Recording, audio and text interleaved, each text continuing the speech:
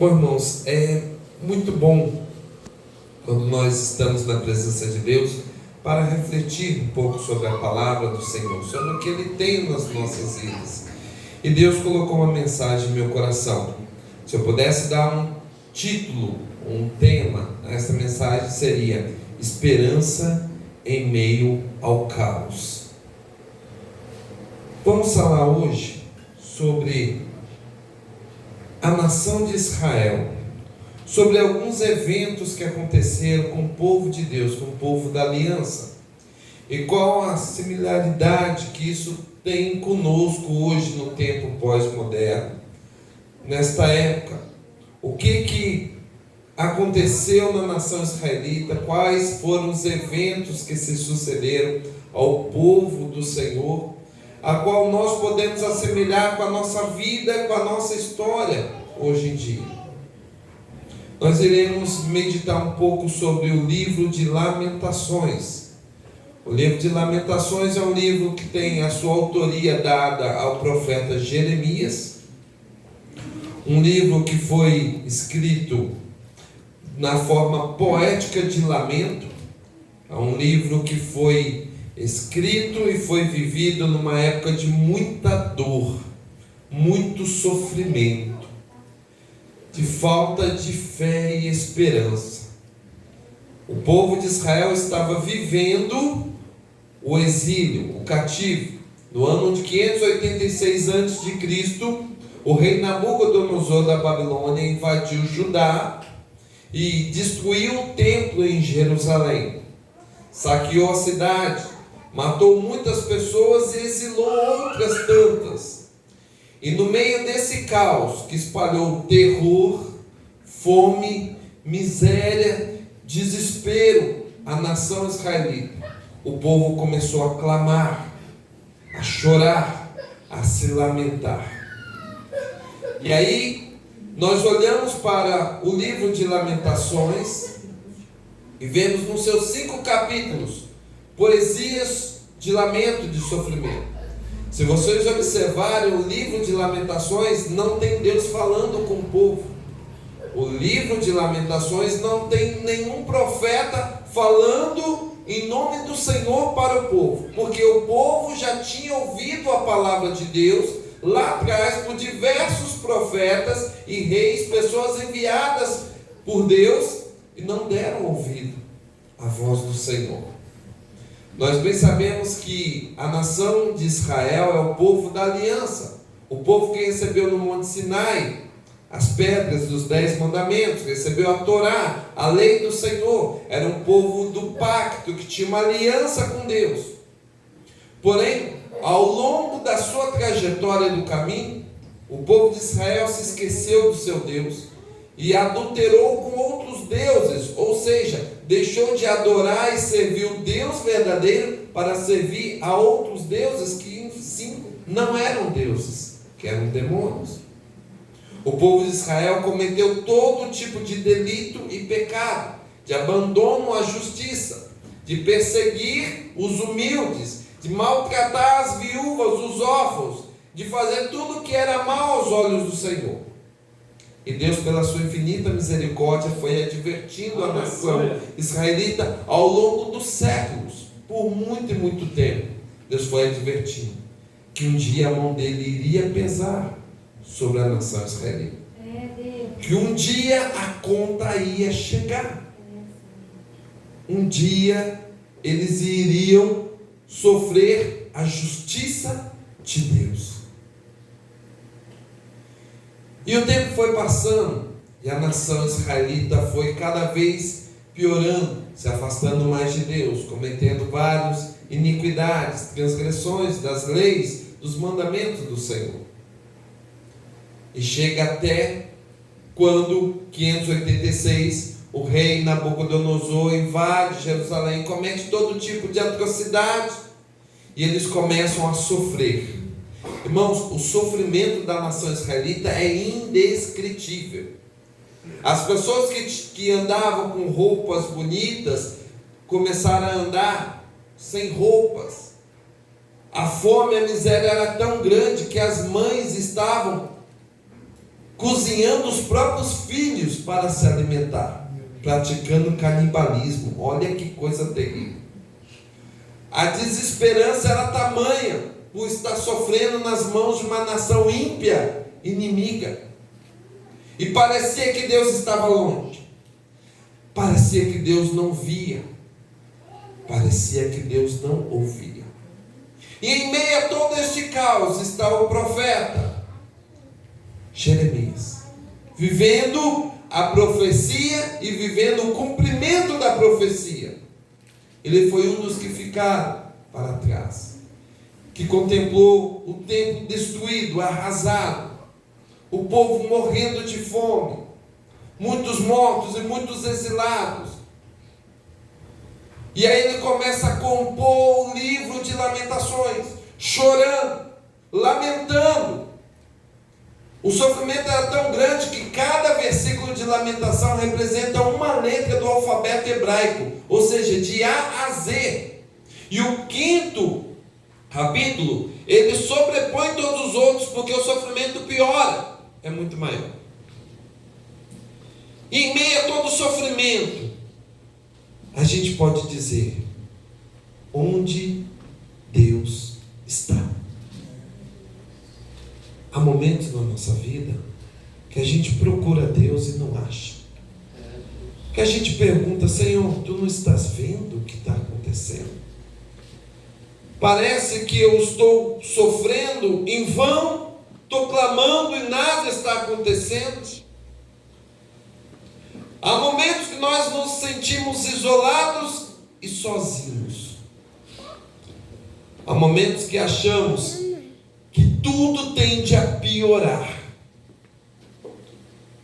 E isto acontece, passa no coração do poeta, do escritor, do autor de Lamentações, do profeta Jeremias.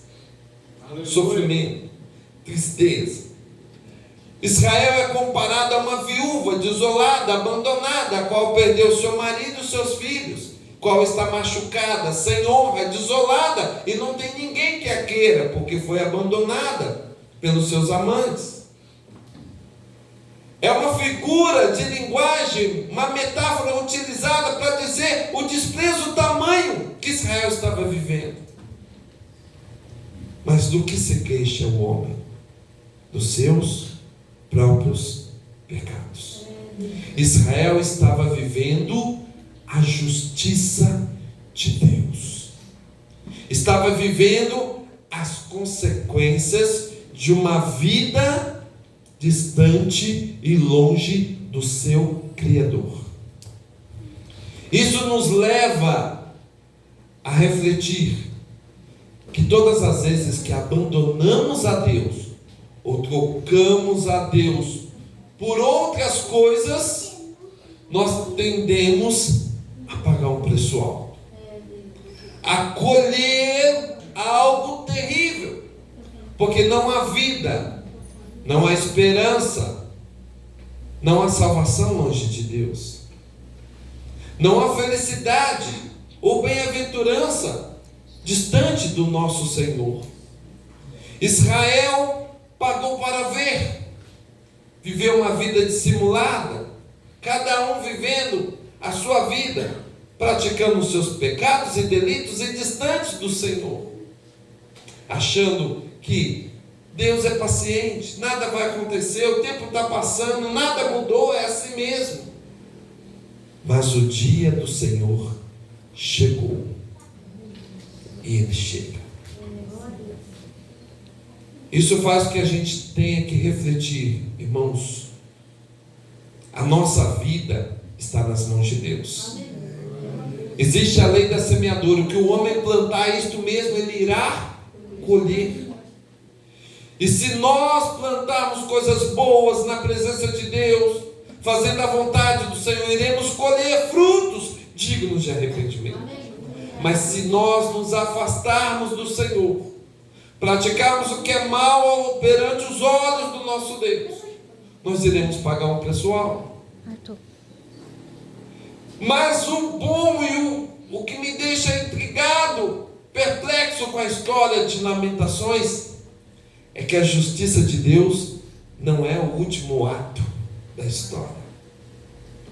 Porque em meio ao caos, ao sofrimento, Jeremias, capítulo 3, versículo 21 diz assim: entretanto disto me recordo, e portanto tenho esperança. As misericórdias do Senhor são as causas de não sermos consumidos, pois as suas misericórdias não têm fim, novas são a cada manhã. Jeremias está afirmando: por mais que Deus esteja exercendo juízo sobre o seu povo, Ele é misericordioso. O Deus do pacto, da aliança, vai se lembrar da sua benevolência e da sua bondade, irá ter misericórdia de nós. Aleluia. Porque essas mesmas misericórdias, a bondade, a benevolência do Senhor são as causas de nós estarmos aqui vivos, de não ter sido destruído. Se eu estou aqui compondo, escrevendo, é porque Deus teve misericórdia de mim. Aleluia. Se você está aqui adorando, servindo, louvando o Senhor, é porque Deus tem misericórdia da sua vida. E por mais que você possa estar passando algum problema, alguma desventura ou algum juízo, saiba que este não é o último ato, não é o fim da história, mas Deus tem para nós algo a fazer, como fez ao povo de Israel. E ele continua assim, dizendo: a minha porção ou a minha herança é o Senhor, diz a minha alma, portanto esperarei nele.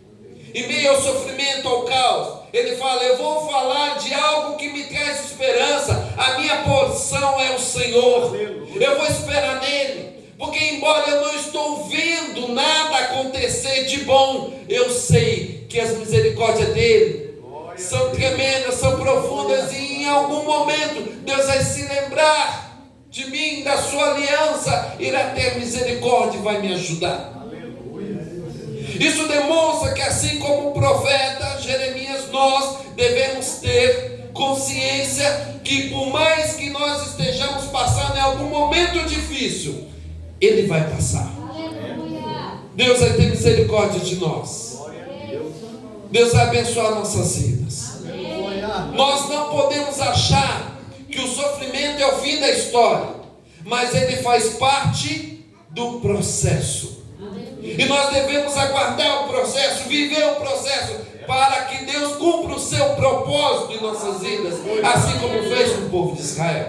E ele continua dizendo: bom é o Senhor para os que nele esperam, para a alma que o busca. Neste versículo nós aprendemos duas coisas: nós devemos buscar a Deus e esperar nele. Aleluia. Mas buscar a Deus não é apenas pedir. É quando você pede, suplica, ora hoje, amanhã, depois da manhã, o tempo todo você pede, você quer, você não larga, você vai buscando a Deus, vai buscando e vai esperando nele. É uma esperança que nós temos que ter no nosso Criador. Essa esperança é com fé e é um esperar ativo, não passivo.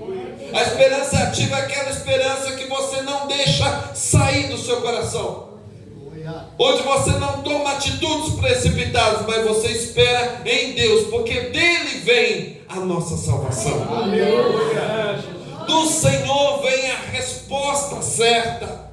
Nós não temos conhecimento do todo, nós não sabemos de todas as coisas, não conhecemos tudo o que está acontecendo, mas o nosso Deus sabe de tudo. Aleluia. O nosso Deus que nos conhece por trás e por diante, conhece o nosso deitar e o nosso levantar, sabe o que é bom para nós. É Ele que executa e exerce a sua boa, perfeita e agradável vontade.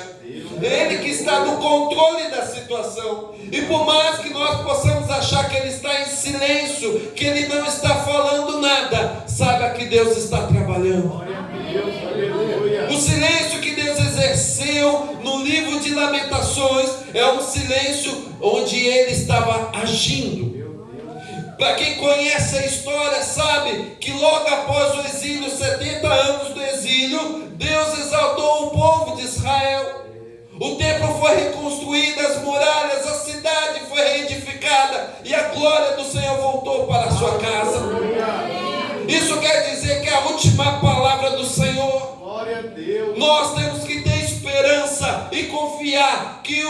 tempo vai passar e Deus vai cumprir os seus propósitos e desígnios em nossas vidas.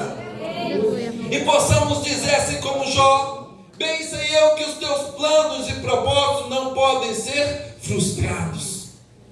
Deus irá cumprir no tempo e na hora certa, do modo dele, do jeito dele. Então somente Ele quer que você o busque e espere nele. Aguarde em silêncio o que o Senhor vai fazer. E o profeta continua dizendo: bom é o Senhor para os que nele esperam, para a alma que o busca. Bom é ter esperança e aguardar em silêncio a salvação do Senhor. Muitas vezes, na angústia, na ansiedade, nós saímos contando os nossos problemas para todo mundo, sai falando com todo mundo, colocando em redes sociais, e aquilo só vem piorando a situação. E da onde a gente acha que vai vir ajuda, vem muitas vezes problemas. E o que Deus quer de nós é o seguinte: você está orando, buscando a Ele, esperando nele, aguarde em silêncio. Espera no Senhor. Não fale. Tenha humildade e reconheça que você não é capaz de resolver o problema sozinho. Você depende do Criador. E quando acaba o esforço humano, quando acaba toda a nossa força, as nossas limitações, nós temos que saber que Deus vai agir. Porque enquanto eu tenho confiança em mim mesmo, enquanto eu tenho forças e recursos naturais, Deus não age. E quando acaba o recurso natural, começa o recurso divino. Aleluia. O Senhor começa a agir, entra na causa, dá a vitória. Por isso o profeta sabia que agora é a hora de aguardar em silêncio. Já orou, já buscou, está esperando em Deus. Agora espera. Irmãos, esperar com a esperança ativa em Deus não é fácil. Não é fácil, porque muitas vezes a própria ansiedade humana faz com que a gente queira tomar decisões, a gente queira atropelar o processo das coisas. E muitas vezes Deus só quer que você aguarde e veja a salvação do Senhor. Quantas vezes na história de Israel Deus falou para os reis: então somente veja. Josafá, olha a salvação do Senhor. Josué, olha a salvação do Senhor. Não é para fazer nada. Deixa Deus trabalhar. Você buscou, você orou, você pediu. Agora veja isso em silêncio. Existe um momento de tocar a trombeta em Sião. Existe um momento de esperar e ver a salvação do Senhor. E quando Deus está falando com o povo, Deus não está agindo. Quando Ele para de falar, Ele começa a trabalhar. Naqueles 400 anos do período interbíblico da história, muitos falam: mas Deus não fala mais com o seu povo. Deus estava preparando o caminho para o Messias. Deus estava pavimentando o caminho para o seu filho vir ao mundo, executar a salvação, a redenção da humanidade. Então Deus está ativamente trabalhando o tempo todo, visto que Ele conhece todas as coisas, é onisciente, onipresente, está em todos os lugares, Ele tem poder. Mas Deus, Ele é benevolente e misericordioso, ou seja, Ele tem paciência para esperar. Por quê? Porque Deus não quer que ninguém se perca, mas que todo homem se arrependa. Aleluia. Irmãos, o que aconteceu com a nação de Israel, nós podemos achar muito duro, muito pesado, mas Deus teve muita misericórdia de Israel. Deus esperou por muito tempo para que eles se reconciliassem com Ele e voltassem a fazer aliança com Deus. Deus esperou centenas e centenas de anos e não houve mudança, não houve regeneração. O povo piorou na sua caminhada, dura serviço. E nós sabemos, irmãos, que em algum momento a ira do Senhor se acendeu contra o povo de Israel e se acende contra os filhos da desobediência. Mas a seu favor está a misericórdia. Aleluia. Olha o que diz o profeta: Bom é ter esperança e aguardar em silêncio a salvação do Senhor. Bom é para o homem suportar o jugo da sua mocidade. Suporta o caminho que Deus predeterminou para a sua vida. Não adianta ficar revoltado com a sua vida, com o que você tem, com o que você é, com o que você faz. Aguarde, quer vitória? Tem que trabalhar, tem que esperar, tem que aguardar em Deus. Deus não faz as coisas da noite para o dia. Existe um tempo de preparação para todas as coisas.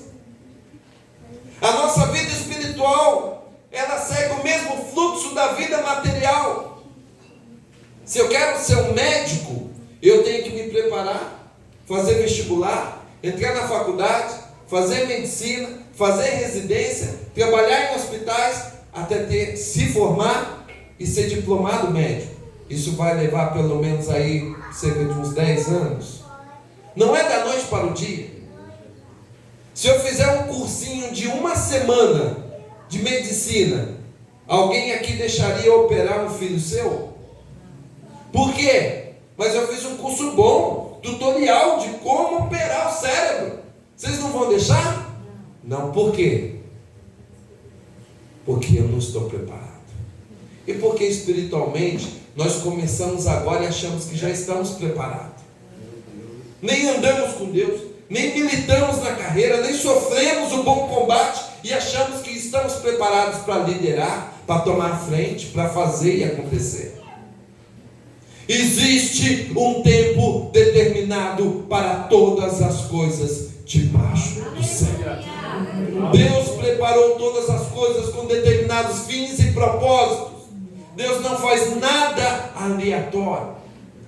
Na nossa vida nós temos que entender e compreender qual é a boa, perfeita e agradável vontade de Deus. E isso nós só alcançamos segundo as Escrituras, mudando a nossa mente, transformando, renovando, restaurando a nossa mente, compreendendo o que Deus quer para nós. E Deus fala conosco, Deus nos direciona, Deus dá sinais, Ele vai convergindo para a vontade dEle.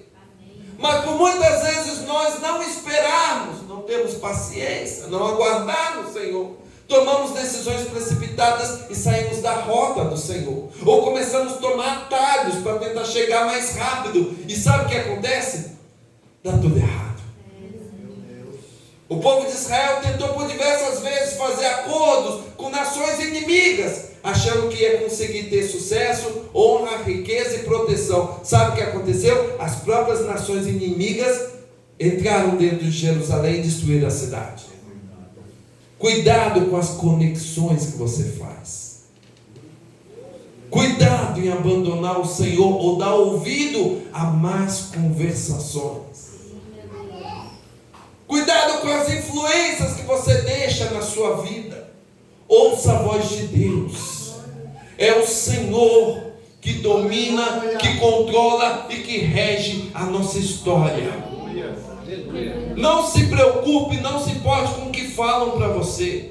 Ah, você não vai conseguir. Ah, você não pode. Ah, não vai dar certo. Irmãos, a última palavra quem dá é Deus. É o Senhor que determina o seu futuro, o seu destino. Entrega tão somente o teu caminho ao Senhor. Confia nele o mais, Ele fará. Não é você, não é eu, não é os irmãos. É Ele.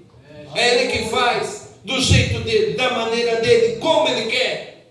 Mas para que Ele faça, eu tenho que buscá-lo, esperar nele, confiar no Senhor e aguardar o tempo dele.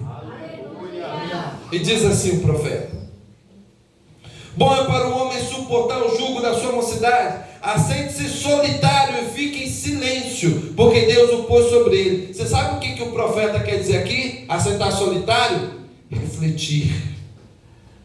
Existe um momento que você tem que ter um a sós com Deus, para você refletir no que Deus quer para você, o que Deus está fazendo na sua vida.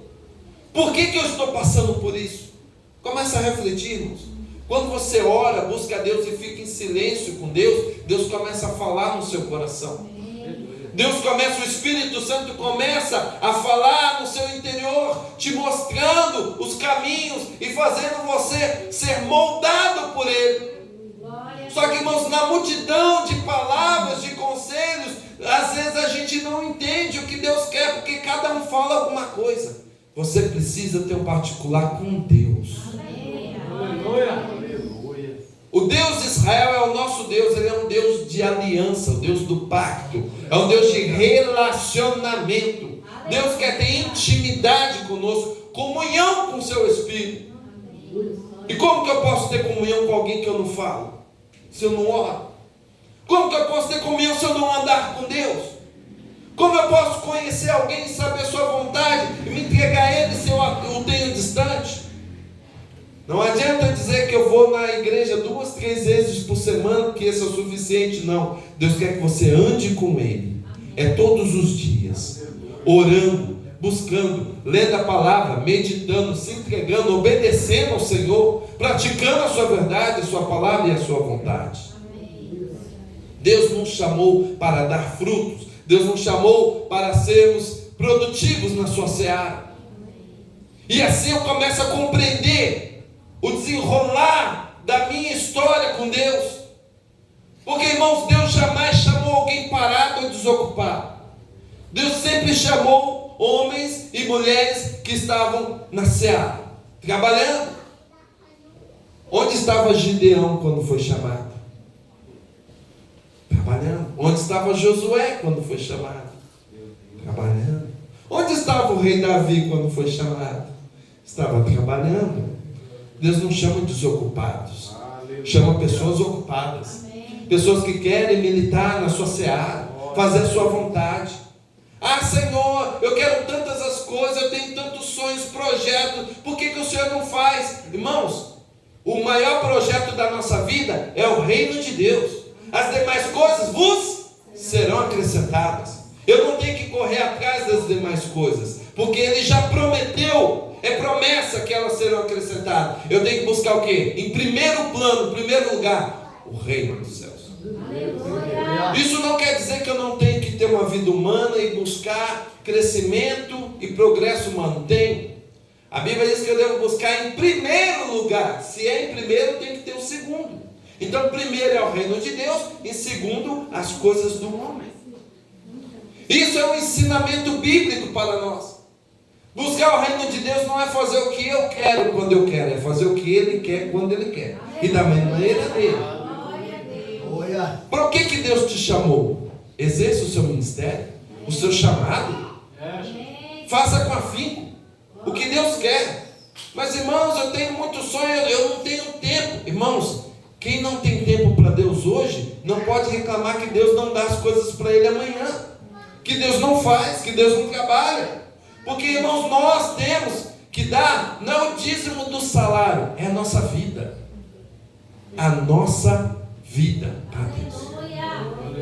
Quanto do meu tempo eu invisto lendo a Bíblia no meu dia?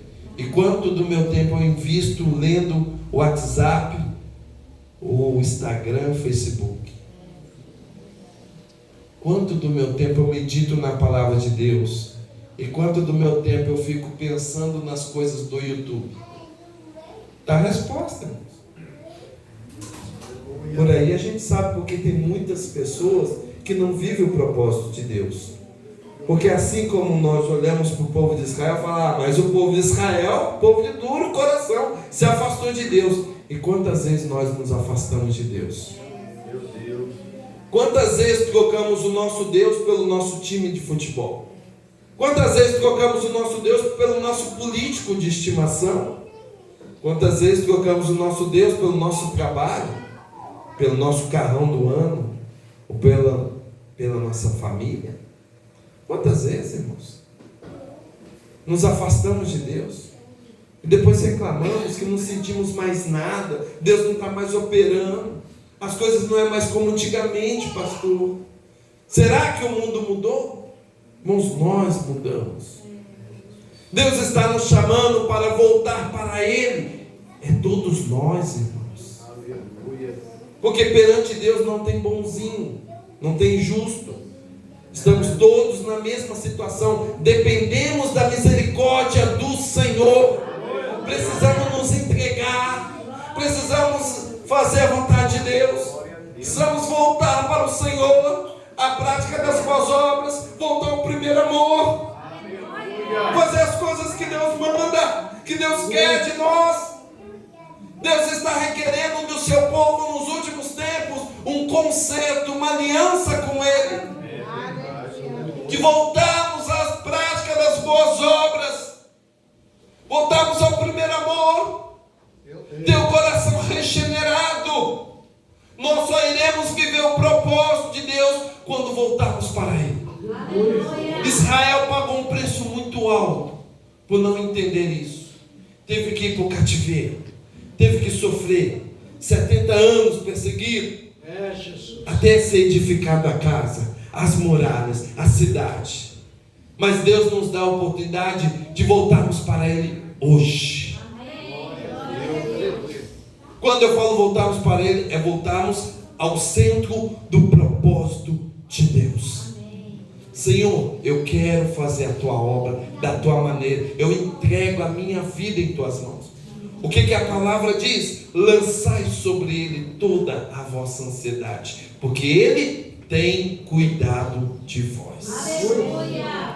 O Senhor tem cuidado de nós. As misericórdias dele são sobre cada um de nós. Tem nos sustentado, tem nos dado força, nos dado condição. Se estamos aqui é motivo de nos alegrar, porque muitas pessoas não conseguiram chegar aqui, não alcançaram a vida para estar aqui. Muitos faleceram, muitos passaram, foram embora, não tiveram oportunidade, não deu tempo, mas Deus tem exercido a sua misericórdia e benevolência para conosco, a qual nos tem dado a oportunidade de estar na presença dele, ouvindo a sua palavra. Uma palavra de reflexão, uma palavra: voltemos para o Senhor, buscai ao Senhor. Sabe o que acontece quando eu busco o Senhor? Ele exerce a resposta. Invocai ao Senhor, e Ele vai te responder coisas grandes e firmes que não sabes. Então somente muitas pessoas deixaram de buscar, deixaram de perguntar a Deus: Senhor, qual é a Tua vontade em minha vida? Deixaram de fazer o que é reto para o Senhor, deixaram de praticar as boas obras. E Deus nos convida a voltarmos. Podemos não viver a história de Israel, mas aprender com a história de Israel. Aprender que quando nós voltamos para o Senhor, nós vivemos o sobrenatural, o reino de Deus na terra. A mensagem que João Batista pavimentou para o Messias foi: arrependei-vos e crede no Senhor Jesus. Nós, mas já somos crentes. Irmãos, muitas vezes, mesmo crente, o nosso coração está afastado de Deus. Não é uma carteirinha de membro que nos coloca no céu, ou que diz que eu sou um homem espiritual ou cheio do Espírito Santo. É à medida que eu me entrego a Deus, que eu faço a vontade dele, que eu me rendo aos seus pés. A palavra do Senhor diz que o joio e o trigo estão no mesmo ambiente, no mesmo lugar, estão dentro da igreja, e só serão separados naquele grande dia. Então, irmãos, voltemos para o Senhor. Deus está requerendo de mim e de você uma posição, um posicionamento diante dele. Diz assim a palavra do Senhor: esconda o rosto no pó, talvez ainda haja esperança. O profeta está suplicando: se humilhe a Deus, busca a Deus. E ele continua: dê a face ao que o fere, farte-se de afronta, humildade. Não tome posição, não faça nada, espere, pois o Senhor não rejeitará para sempre. Olha a esperança, calma, vai dar tudo certo. A última palavra de Deus, Ele ainda não terminou o propósito dele. Embora entristeça alguém, usará de compaixão segundo a grandeza das suas misericórdias, pois não aflige nem entristece de bom grado aos filhos dos homens. Sabe o que nós aprendemos aqui? O sofrimento que Deus coloca sobre mim e sobre você, ele é didático, ele é para nos ensinar, para amadurecermos, para crescermos na sua presença. Muitas vezes Deus permite que desventura venha, provações venham, para que eu me mantenha no caminho dele e eu possa crescer espiritualmente, amadurecer na presença do Senhor. Porque Deus sabe que se Ele me der boa vida, muitas das vezes nós vamos sair da sua presença, vamos abandoná-lo. Muitas vezes não estaremos mais diante dele.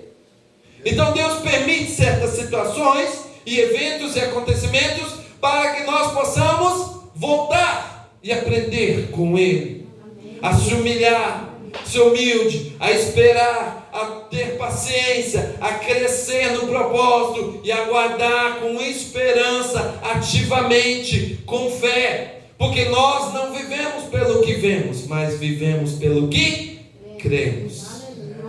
Creia no Senhor Jesus, confia em Deus, espera nele, que o Senhor vai fazer grandes coisas em nosso meio. Mas Deus quer uma posição, uma postura, que nós possamos viver diante de Deus o seu propósito, nos entregando totalmente, se submetendo à sua poderosa mão.